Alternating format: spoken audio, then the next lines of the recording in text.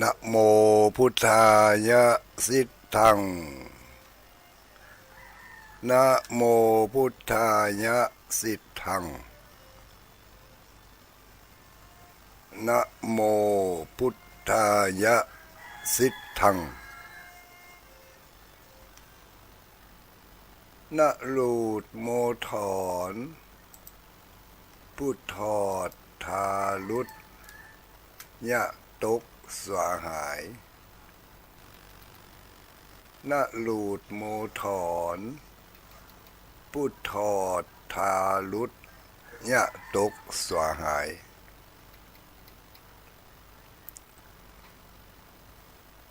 นะลูดโมถอนพุทธอดทาลุด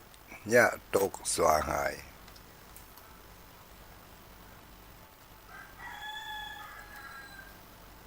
ขอความนอบน้อมแด่องค์สมเด็จพระสัมมาสัมพุทธเจ้าขอน้อมอภิวาทแด่พระสัทธรรมเจ้าขอน้อมนมัสการแด่พระอริยสังฆเจ้าทุกรูปทุกรูปทุกท่านทุกองค์ขอถวายความเคารพมาอย่างท่านพระคุณเจ้าท่านเจ้าคณะพระสังฆาธิการท่านครูบาอาจารย์พระสงฆ์องค์สังฆเจ้าทุกรูปทุกตนทุกองค์เจริญสุขเจริญพรสวัสดีมายังท่านอุบาสกอุบาสิกาผู้มีบุญมีวาสนาทั้งหลายทุกผู้ทุกคนตื่นเจ้ามาแล้วล้างหน้าด้วยน้ำใสล้างใจโดยน้ำธรรม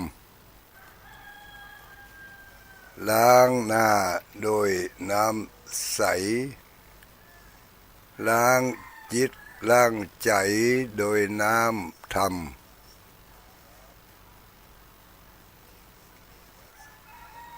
เจริญสุขเจริญพรสวัสดีปีใหม่เนอพ่อแม่พี่น้องปู่ป้าน้าอาคุณลุงคุณตาคุณยายคุณย่าคุณทวดคุณลุงคุณตาคุณยายคุณย่าคุณทวด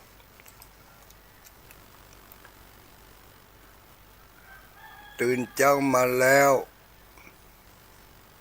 เรามาล้างหน้าโดยน้ำใสๆล้างจิตล้างใจโดยน้ำแห่งพระสัทธรรมของพระสัมมาสัมพุทธเจ้าเพื่อต้อนรับวาระดิถีขึ้นปีใหม่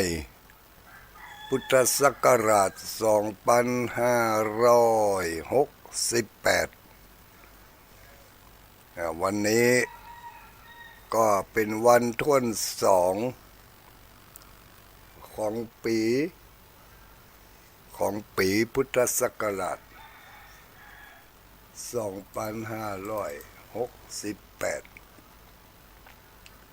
เริ่มต้น ตะวานี่นะเริ่มต้นเมื่อวันพุธตอนเจ้าของวันพุธวันนี้ก็วันท้วนสอง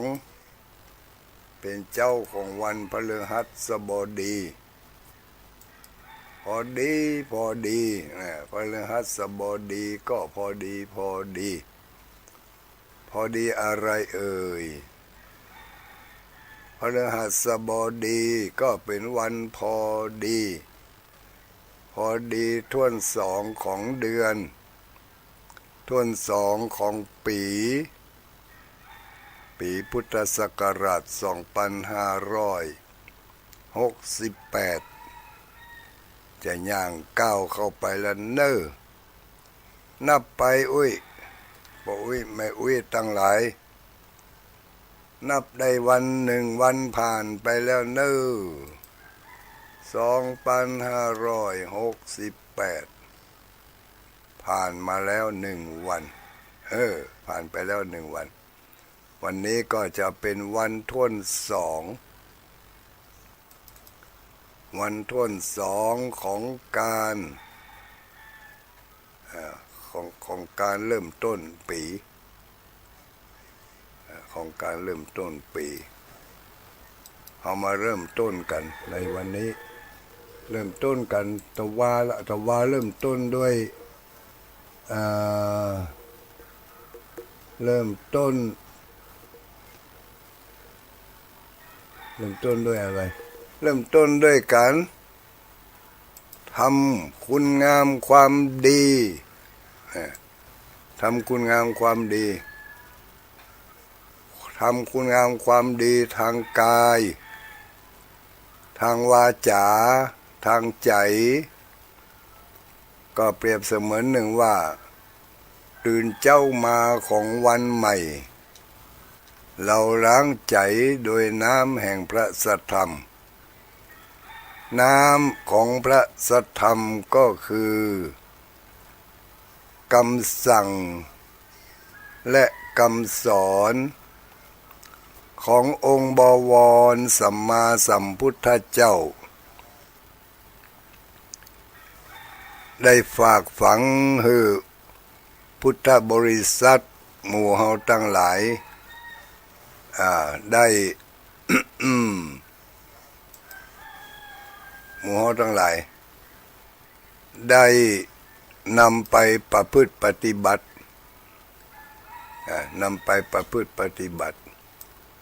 เพื่อจะให้เกิดความเป็นมงคลแก่ชีวิตความเป็นอยู่ความเป็นมาเป็นไปของวิถีชีวิตของหมู่เฮาทั้งหลายโดยการเริ่มต้นที่ไหนเริ่มต้นที่ทำดีทำดีมันทำอยู่แล้วเนาะทำคุณงามความดีแต่เพิ่มเข้าไปแถมจากดีธรรมดาก็ให้เป็นซุปเปอร์ดีบางคนก็ทำดีโดยการไหว้พระสมาทานศีลโดยการให้ทานตั้งแต่เริ่มใช้ชีวิตวิถีชีวิตมาให้ทานตอนเจ้ามีการให้ทาน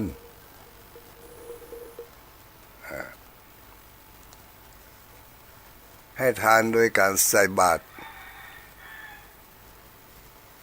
ก็ให้ทานด้วยการใส่บาตรก็มีการอย่างอื่นก็มี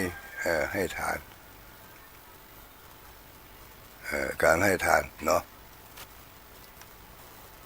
ใส่บาตรหยาดปกใส่บาตรหยาดปกเอาหยอดลงในปกหั่นเป็นว่าใส่บาตรหยาดปก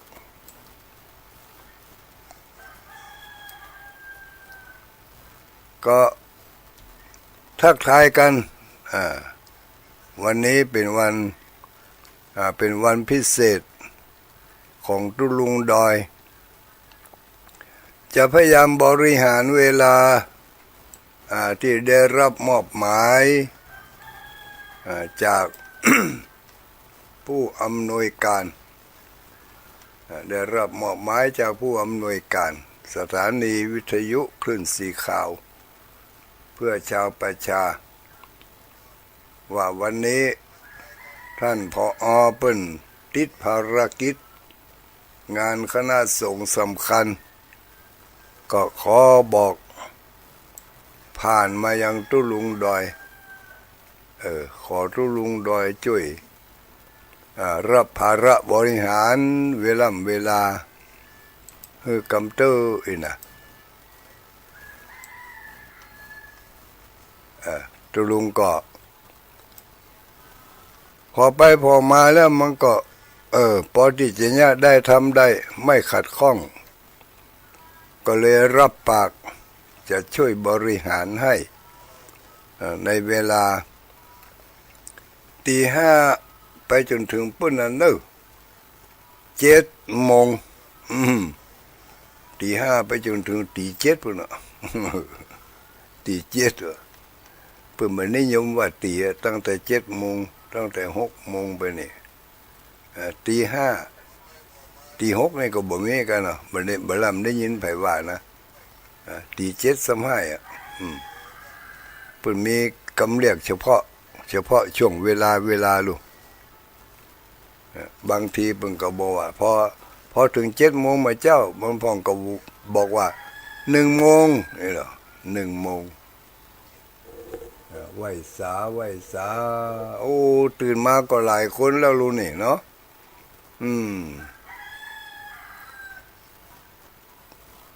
ไหว้ส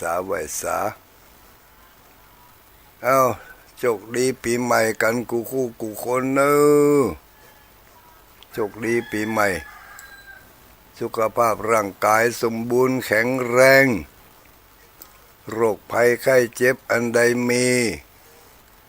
ก็ขอให้ผ่อนหายไม้แควนไปจากโดนตัวผ่อนหายไม้แควนไปจากร่างกายอันกว้างศอกยาววาหนาคืบนี่อย่ามีโรคภัยไข้เจ็บใดๆมาเบียดเบียนบ่ว่าจะเป็นโรคทางมือทางเท้าโรคทางหูโรคทางตาโรคทางจมูกโรคทางลิ้นโรคทางกายแม้กระทั่งโรคทางใจแม้กระทั่งโรคส่วนในลึกของจิตใจที่ฝังแน่นอยู่ในจิตสันดานอยู่ในขันธสันดานของเรามันมีนักไม่หลายก็ขอให้ผ่อนหายไม้แควนไปด้วยพลังแห่งการล้างหน้าด้วยน้ำใสล้างใจโดยน้ำธรรมอันนี้ก็ฝากกันไว้ตอนเจ้าเนาะญาติโยมสาธุชนทุกหมู่ทุกเหล่าเนอที่เปิดเครื่องรับฟังอยู่ในเวลานี้เปิดเครื่องรับฟังอยู่ในเวลานี้ก็ขอให้มีอายุวันนะสุขภาละสมบูรณ์แข็งแรงอย่างกับในธรรมสลากลิวิจาสูตรที่เป็นว่านะหัตถะสันตาสังรักขังกะตังภวิสสตินะปาทะสันตาสังรักขังกะตังภวิสสตินะจักขุสันตาสังรักขังกะตังภวิสสตินะโสตะสันตาสังรักขังกะตังภวิสสตินะคานะสันตาสังรักขังกะตังภวิสสติทำสลากาลิวิจาสูตร ฉบับที่เขาพิมพ์มาลุ้นนี่ตกไปนะญาติโยมทั้งหลายมันขาดตกบกพร่องไปตั้งแต่นะโสตะเนาะนะโสตะสันตาสังรักขังกะตัง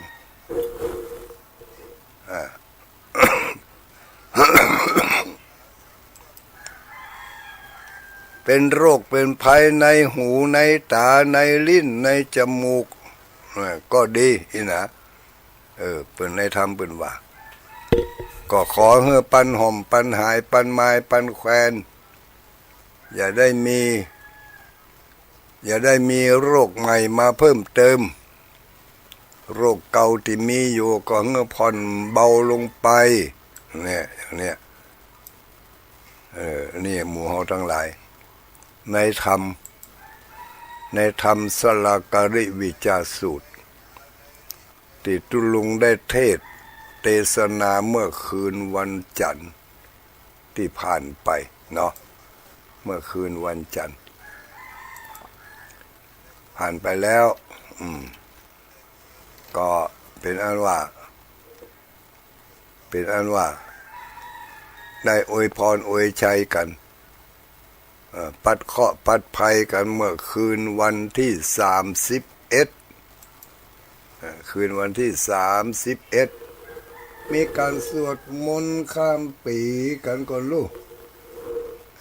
มีการสวดมนต์ข้ามปีในคืนวันที่31แบ่งการสวดมนต์ออกเป็น3ขั้นตอนที่1สวดมนต์ปัดเคราะห์ปัดภัยแต่ว่าบ่ได้เทศธรรมเมื่อคืนของวันจันทร์ไปละนี่นะได้เทศธรรมไปเมื่อคืนของวันจันทร์แต่ว่าเมื่อคืนวัน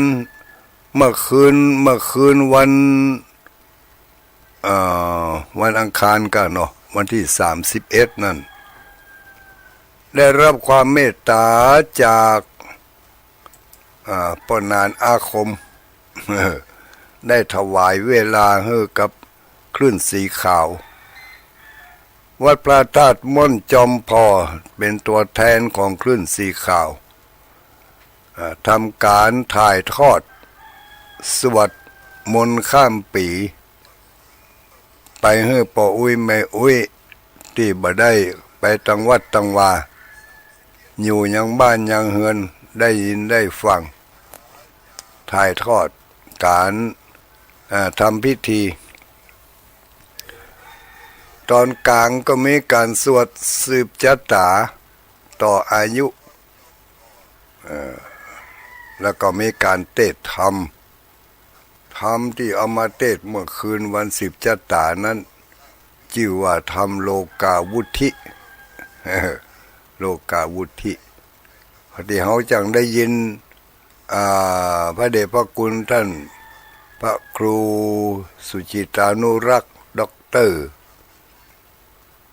วัดพระพุทธบาทอุดมเปิ้นเทศธรรมตุลุงหันว่าโอ้เปิ้นเทศธรรมนี่ก็มีศรัทธาญาติโยมเกี่ยมเนื้อเกี่ยมตัวกันเอาน้ำมนต์ตั้งใจฟังเทศฟังธรรมกันก็หลายผู้หลายคนเพื่อสนองความต้องการของญาติโยมก็เลยเอาธรรม โลกาวุธิมาเทศนาต้อนรับปีใหม่ในใจความนั้นก็มีผู้มีความผู้ใดก็ดีเนาะคฤหัสถ์ก็ดีนักบวชก็ดีเสนาบดีพระราชามหากษัตริย์ปก้าวณิพกญาจกคนขอผู้ใดมีความประสงค์จะใครมีความเจริญรุ่งเรืองก้าวหน้าก็ให้ปากันปูจาฟังธรรมเทศนาตั้งใจฟังตั้งแต่เก้าถึงปลายในธรรมที่ชื่อว่าโลกาวุธิก็จะมีความเจริญรุ่งเรืองมีอายุมั่นยืนยาวในช่วงที่มีอายุมั่นยืนยาวนั่นก็ปราศจากโรคภัยไข้พยาธิตัวไม่ใช่ว่ายืนยาวเพราะประคองเพราะพยาธิอุ้มไว้ไม่ใช่อย่างนั้นนะยืนยาวด้วยความสุขภาพสมบูรณ์แข็งแรงช่วยเหลือตัวเองได้ทุกอย่างทุกประการก็ขอพลังแห่งบารมีธรรมโลกาวุธิผ พุทโธเสโถติโลกัสสมิงสปะสัตตาหิตังสังสารพันธิทานังสิโนอะหังวันตามิสัปปะตาอย่างเนี้ยนะแต่ก็ย่อมาสั้นๆเอามาท่องไว้พุทโธเสโถติโลกัสสมิงสปะสัตตานังนะท่องเอาไว้ท่องเอาไว้อันนี้เป็นคาถาวุฒิเจริญรุ่งเรืองบัดตกต่ำมีอายุมันยืนยาวก็ไปเสริมบุญเสริมบารมีที่เขาได้ทำไว้ในชาติปางก่อนเขาบอกว่าเขาได้ทำบุญอาจจะได้ฟังธรรมโลกาวุฒิแต่บัดนั้นจบสกรรมเขาอาจจะตายไปให้ก่อนกะหรือว่ากำลังฟังเทศน์ฟังธรรมอยู่มีภารกิจเร่งด่วนจะต้องสละจากการฟังธรรมไปทำงานทำกิจอันสำคัญนั่นเหียมาถึงปัจจุบันนี้เขามาฟังต่อไปทำ ฟังจนจบก็จะได้ชื่อว่าเขามาต่อยอดบารมีของเขาโดยการฟังธรรมโลกาวุฒิโลกนี้มีความเจริญรุ่งเรืองโลกนี้จะมีความเจริญรุ่งเรืองอายุมันยืนยาวเนาะโดยพลังแห่งพุทธานุภาพพลังแห่งธรรมานุภาพพลังแห่งสังฆานุภาพ อนุภาพของพระรัตนตรัยแก้วเจ้าสามประการมีอนุภาพอันยิ่งใหญ่มีอนุภาพอันแรงนักเขาอาจจะบหันด้วยตาอาจจะบัสัมผัสด้วยกายเนื้อเนาะตาเนื้อของเขานี่เขาสัมผัสบ่ได้แต่ถ้ามีดวงตาแห่งปัญญา ถ้ามีดวงตาแห่งปัญญาเกิดขึ้นมาแล้วก็จะช่วยเสริมตาเนื้อของเขาให้ได้หันพระอานิสงส์ของการอาบน้ำฟังธรรมการอาบน้ำฟังธรรมนี่เป็นว่าการเจริญเมตตาภาวนาเฮาฟัง ฟังธรรมไปพร้อมกันนั้นก็เป็นการเปิดตาภายในแล้วก็จะได้หันสิ่งที่อยู่ภายนอกได้สมบูรณ์แบบทั้งรูปธรรมและนามธรรมตาเนื้อของเขาก็จะหันสิ่งที่เป็นสัจธรรมเกิดขึ้นด้วยอาศัยตาในก็คืออะไรอย่างนัตถิปัญญาสมาอาภาเนาะแสงสว่างอื่นจะเสมอด้วยปัญญานั่นไม่มีนี่นะเป็นว่าไว้ฉะนั้นเขาก็ มาพิจารณาดูมาพิจารณากันจะได้มีความเข้าอกเข้าใจ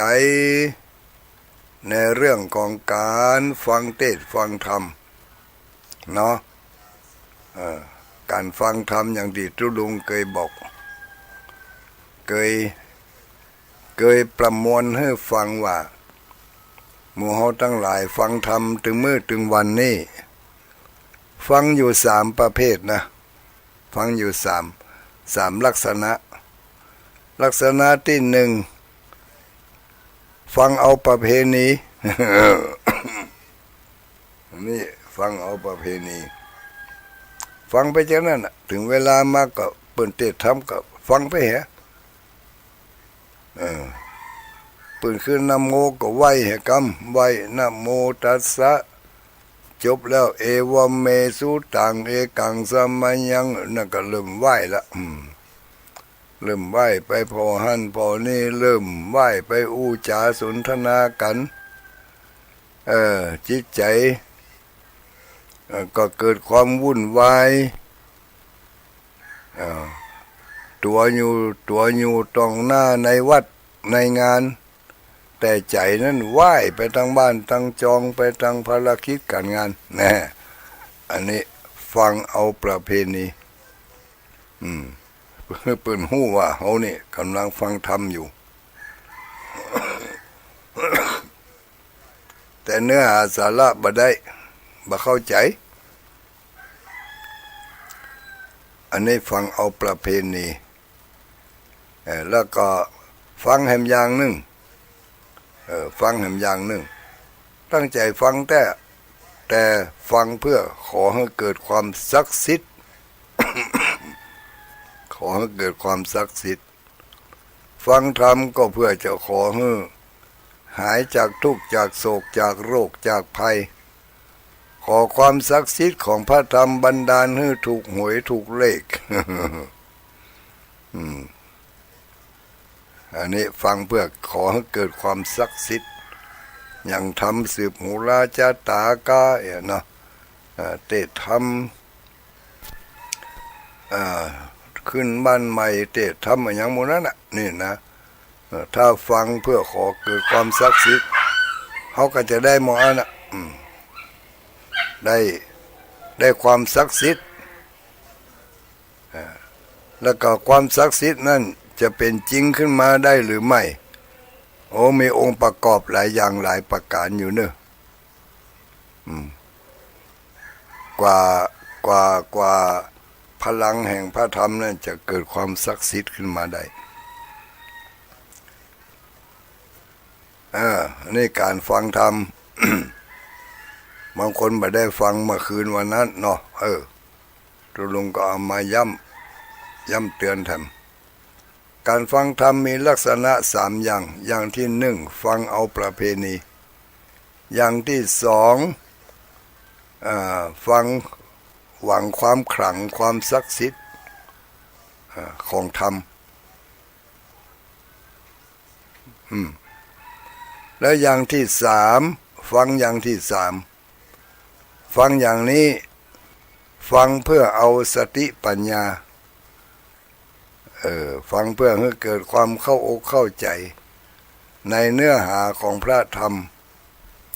แล้วพยายามก้อนใกล้เอาเนื้อหาสาระต่างๆที่มีอยู่ในธรรมที่ได้ยินได้ฟังนั้นเอามาใช้กับชีวิตประจำวันอย่างในธรรมที่เปิ้นบอกว่าในธรรมโลกาวุธิเนาะผู้ที่ตั้งใจฟังธรรมผูกนี่ย่อมจะเกิดย่อมจะพาให้เกิดทรัพย์สมบัติมากมายอันเป็นทิพย์เกิดทรัพย์สมบัติอันเป็นทิพย์ที่เรียกว่าอริยทรัพย์ที่เรียกว่าอริยทรัพย์จะเกิดขึ้นแก่ผู้ที่ตั้งใจฟังด้วยความเคารพนอบน้อม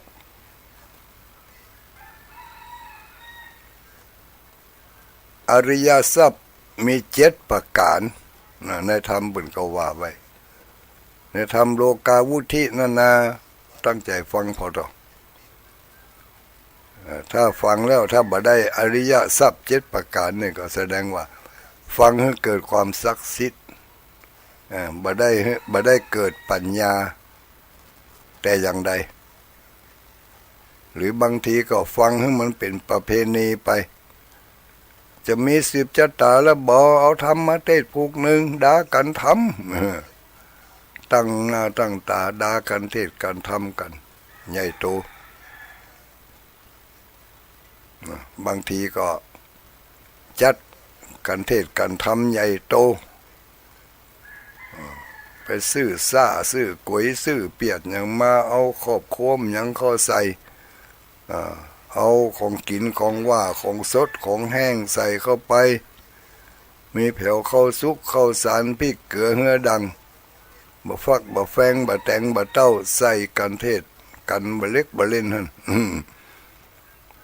ขยมใส่รถพอจะบ่แป้เนี่ยเพราะด้วยความเต็มใจจะตั้งเป็นกันเทศปูจาก็ดีนะ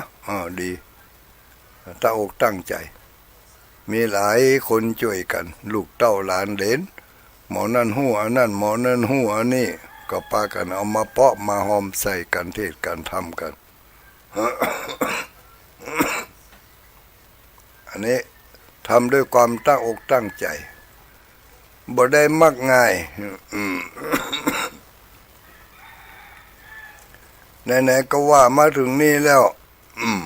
บ่เกรงใจกันแล้วนะ โอ้ย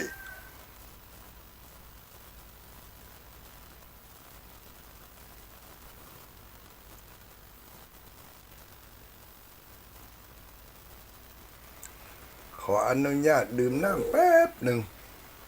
เอาน้ำอุ่นๆมาดื่มนี่ด้วยน้ำขิงด้วยนะเนี่ย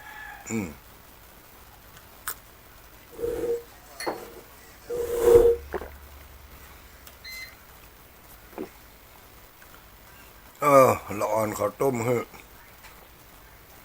ต้มน้ำขิงใส่ใบเตยเหีย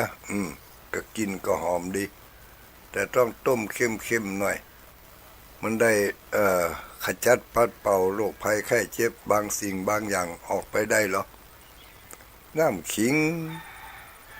บีบมะนาวเขาใส่เหียเอาน้ำผึ้งใส่เหียสักจ้อนกาแฟอันนี้หมายถึงน้ำสักแก้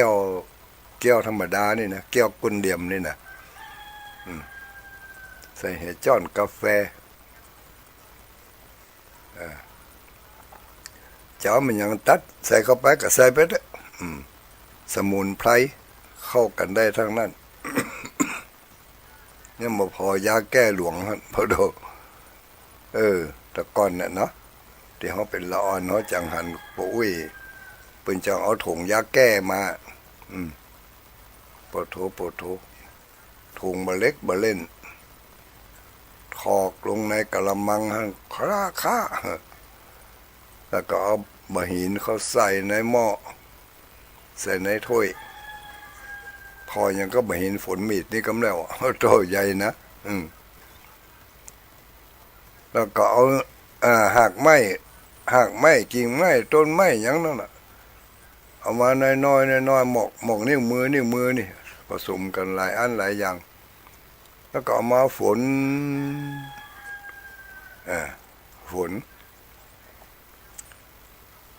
ถ้าใครกินน้ำอุ่น เปิ้นมีกุศโลบายมาได้อุ่นน้ำมาได้ต้มน้ำเปิ้นเอาขางเอาเศษของขางนี่รุ่นใหม่นี่บ่ฮู้จักล่ะบ่ว่าละเดี๋ยวนี้เฮาอู้ถึงรุ่นเก่าๆขางที่เพิ่นเอามานี่ส่วนมากก็จะเป็นเศษไถที่มันหักนะเศษไถนาเนี่ยที่มันหักมันแตกหรือบะหักบะแตกเพิ่นก็ตุบเอาอันนั้นน่ะเป็นว่าขางแล้วก็เอามาเผาให้มันร้อนปัดให้สะอาดแล้วก็เอาจุ่มลงไปในน้ำยาก็ได้เป็นน้ำอุ่นขึ้นมาแล้วส้มได้กินน้ำอุ่นมันหมกเพราะอุ่นนี่หรอมาถึงกับต้มเดือดโบ๊ะเนาะแล้วก็เอายาเข้าฝนไปจนเสี่ยงตีฝนแล้วเอาไว้ตีหนึ่งตีบ่ได้ฝนก็อยู่เต็มภาคหนึ่ง พาะกันมาได้อะเดี๋ยวสูญกันหมดอ่ะยาแก้บางอย่างนี่ไม่จะเป็น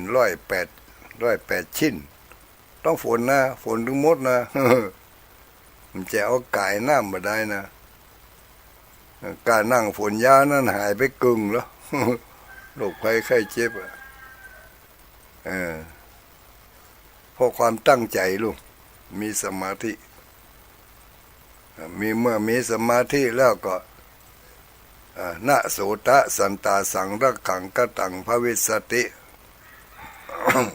นะกายะสันตาสังรักขังกตังภวิสติในธรรมสลากลิวิจาสูตรเป็นว่าไว้จะนั้นเชื่อบ่เชื่อเรื่องของภายของมัน เป็นเรื่องของแต่ละคนภูมิปัญญาที่ได้รับการถ่ายทอดสืบทอดมาก็แตกต่างกันบางคนก็เชื่อจนหัวปักหัวปั๊มบ่ยอมเปลี่ยนบ่ยอมพลิกแปลงบ่ยอมแก้ไขบางคนก็ถึงบ่เชื่อให้เลยตั้งแต่ว่าเป็นธรรมนี่เอามาเทศก็หยาๆนะแล้วมึงยังฟังอ่ะเอาประเพณีมันฟังเอาประเพณีมันฟังให้ปู่อุ้ยแม่อุ้ยได้หันว่าเขาเป็นคนฟังธรรมเนี่ยว่าจุดประสงค์ไปปุ่นไปจะให้ปุ่นให้คนทั้งหลายได้หันไม่ใช่ว่าจุดประสงค์เพื่อตัวเองจะได้รับพระอานิสงส์ตะกี้อู้ถึงไหนนั่นหันไหนข้างเห็นแล้วอู้ถึงไหนตะกี้แม่อุ้ยปู่อุ้ยแม่เจ้านี่บาต้าเนี่ยเนาะบางพ้องก็ได้ฟังเห็นน้อยไปเนี่ยการเนี่ยงานบางพ้องก็ยังกำลังอยู่ในที่นอนรับตัวฝันตัวฟังตัวสลึมสลือไปตัว หู้พ้องโมหู้พ้องจะตื่นแลบ่ตื่นแลเนี่ยเพิ่งอาจารย์บรรยงเพิ่นบอกว่าลูกมาบ่มีอย่างเงี้ยก็เปิดไฟปัดกวาดเช็ดถูฮะ พอของมันเป็นจัดเป็นระเบียบเรียบร้อยหลังจากที่มันยุ่งเหยิงมาตั้งแต่ตะวันซืนละ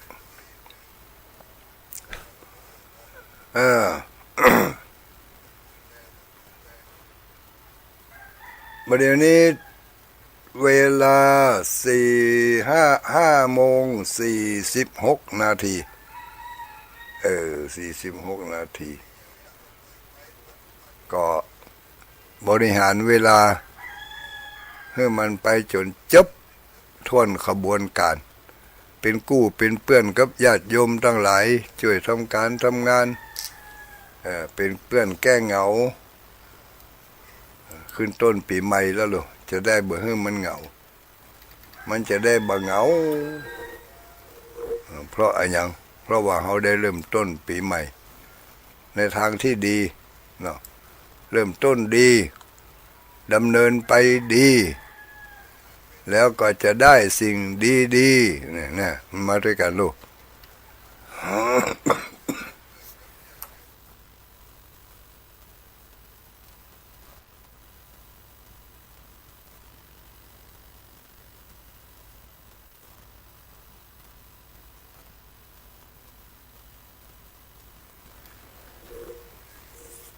ถ้าเริ่มต้นไม่ดี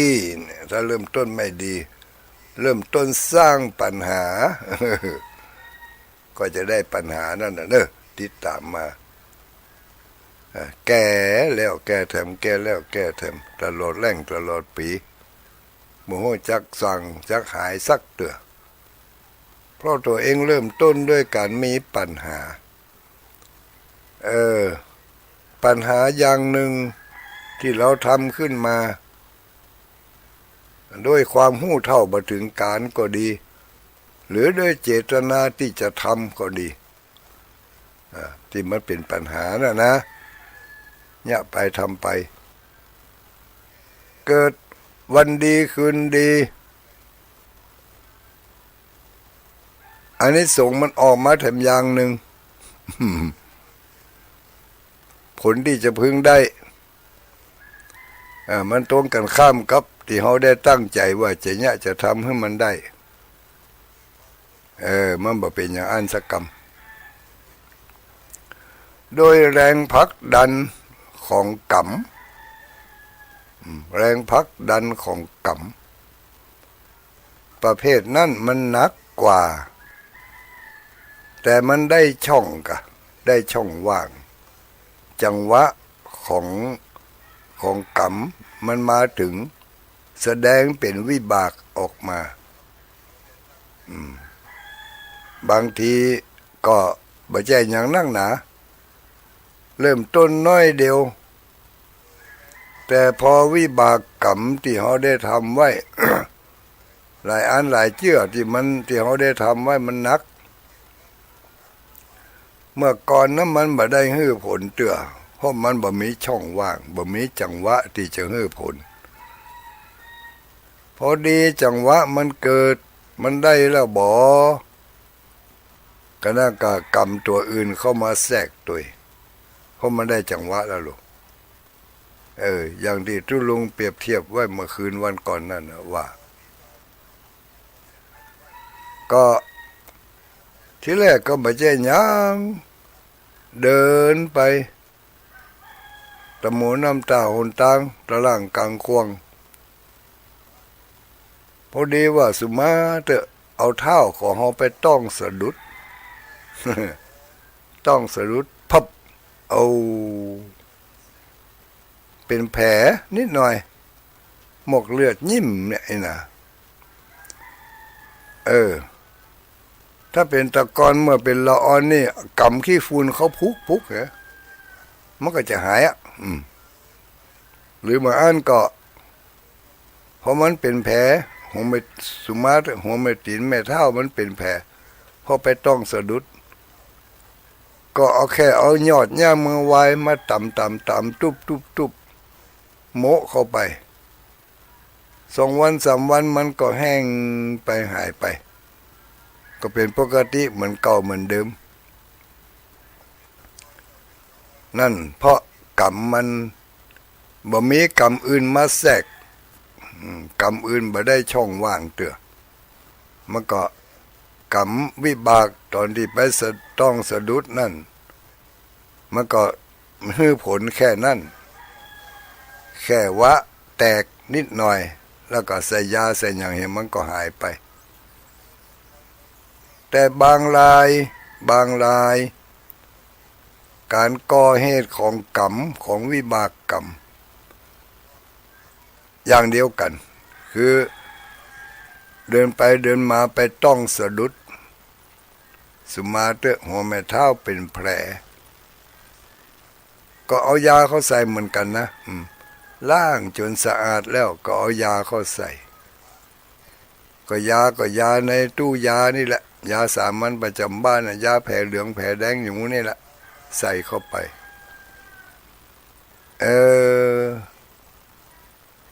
แทนที่มันจะแห้งไปหายไป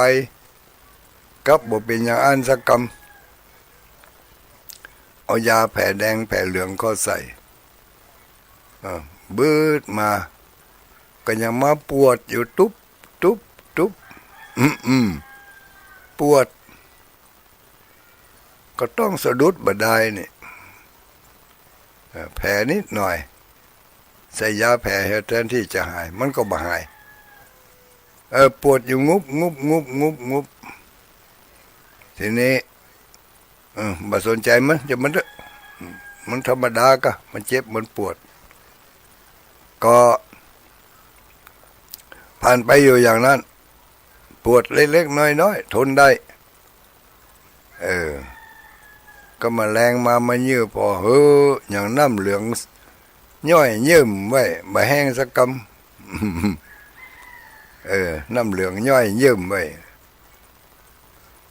เอายาแผลเอาอย่างเขาใส่แถมล้างแผลล้างอย่างโดยธรรมชาติวันผูกมาก็ยังอ่านอยู่วันฮือมาก็ซ้ำให้เหลือเก่าแทนที่มันจะหายกับเน่า กับตั้งหิมของแผลมันเกิดเน่าเกิดเป็นหนองเป็นหยังขึ้นมาอันถ้าประจับการแล้วทีนี้ 2 วัน 3 วันผ่านไปแผลก็จากต้องสะดุดธรรมดาแผลก็พั่วแผลพั่วมีน้ำหนองมีอย่างไหลออกมาเอาไปโรงพยาบาลหมอจมเห็นแล้วอย่างเอาฟังเอามายังบ่ละไว้หันสักเดือนก็เอามาหมอบางคนมันถึงขี้จมเหรอก็ตัวเองมีหน้าที่รักษาเนี่ยเนาะเขาเอาไปให้รักษาก็รักษาให้นั่นก็อย่าไปจมให้เปิ้นอย่างมันเรื่องของเปิ้นน่ะเนาะเขาไปหู้ต้นสายไปเหตุมาอย่างใดก็ตรวจไปตรวจมาเป็นว่าแผลติดเชื้อเอาเห็นแล้วกำเนิดภาษาสมัยใหม่เขาว่าแผลติดเชื้อโรงพยาบาลเฮานี่เอาบ่อยู่เนออุ้ย แผลติดเชื้อนี่ต้องไปปุ่นไปโรงพยาบาลใหญ่ปะเปิ่มมีเครื่องไม้เครื่องมือมียุกมียาที่ทันสมัยเอาไปตรวจ นี่ขั้นตอนที่หนึ่งกำเล็กกำน้อยที่เฮาเนี่ยไปมันได้โอกาสเนี่ยเฮาต้องสะดุดพอกำเล็กกำน้อยเปิดช่องว่างปุ๊บต้องสะดุดมันเป็นแผลขึ้นมาทีนี้กำหมกปานกลางกำหมกปานกลางที่เฮาเคยไปทำให้คนอื่นได้จังหวะได้ช่องก็ย่าให้เป็นแผลเรื้อรังเน่าเปื่อยเกิดว่ามีกรรมใหญ่ๆนักกว่านี้ที่เขาเคยไปย่าให้กับสัตว์กับคนไปย่าให้เขาได้เจ็บได้ปวดย่าให้เขาได้เป็นบาดเป็นแผลถึงกับเสียชีวิตเนี่ยเนาะวิบากกรรมตัวนั้นมันได้ช่องได้จังหวะก็มาย่าให้แผลเล็กๆน้อยๆแทนที่จะหายมันก็บ่หายกลับกลายเป็นแผลติดเชื้อขึ้นมาเกิดวิบากกรรมอันใดอันหนึ่งที่มันนักขึ้นไปกว่านั้นมันได้ช่องได้จังหวะเป็นเรียกว่าน้ำไหลโดยทางผีสางได้โดยกำปากเนี่ยเนาะหรือมาอันก็อย่างก็เหลือบเจาะแมงวันตอมได้หอมแล้วลูกพอมันได้หอมแล้วก็ กรรมตัวอื่นก็เข้ามาได้จังหวะก็ใส่เข้าไปเลยกำนั้นแทนที่หมกติดเชื้อธรรมดารักษาโรงพยาบาลแทนที่จะหายปิกมาบ้านนักกว่าเก่านักกว่าเก่าหลายมื้อหลายวันผ่านไปลามไปนักขึ้นในที่สุดไม่สามารถจะรักษาได้เพราะว่ามันลามไปนักแล้วถ้าขืนรักษาโดยแบบรักษาตามอาการอย่างนี้แผลน่ะก็จะเพิ่มนักขึ้นทิกๆจะพั่วจะเน่าดีบ่ดีก็จะลามไปนักไปไก่ลำบากต่อการใช้ชีวิตประจำวันทางที่ดีหมอแนะนำให้ตัดขวางให้เถอะ ญาติโยมทั้งหลาย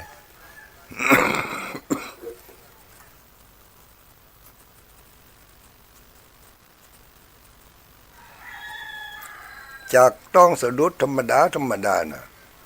ถึงกับแนะนำให้ตัดขวางเพราะมันจำเป็นแล้วที่จะต้องตัดถ้าบัดตัดก็จะลามขึ้นไปจากนิ้วจากหัวจากนิ้วหัวแม่เท้าขึ้นไปถึงข้อนิ้วจากข้อนิ้วจะลามไปนิ้วที่2ที่3ละหรือมาอ้างก็จะขึ้นไปถึงข้อเท้าจำเป็นต้องตัดเนื้อร้ายทิ้งออกไปนี่ เป็นขั้นตอนของกรรมวิบากกรรมที่ได้เนี่ยได้ทำไว้มันได้ช่องได้จังหวะมันก็ให้ผลไป มีหลายอย่างที่หมู่เฮาทั้งหลายได้ประสบพบปะมาอย่างที่ว่ามาเนี่ยในลักษณะเนี่ยทำนองเนี่ยบางคนแค่เอาปลายเข็มไปตั้งใส่นิ้วมือบ่ได้โอ้เป็นแผลผู้พองไปได้จัดเมินกว่าจะหายเมื่อมันหายแล้วก็แสดงว่ากรรมมันหมดอายุแล้วมันมันได้ตอบได้สายหมดแล้วมันก็ยั่งของมันดังนั้นหมู่เฮาทั้งหลายเมื่อพิจารณาถึงอย่างนี้แล้วเขาก็ต้องฟังน้ำฟังธรรมเพื่อได้เข้าอกเข้าใจ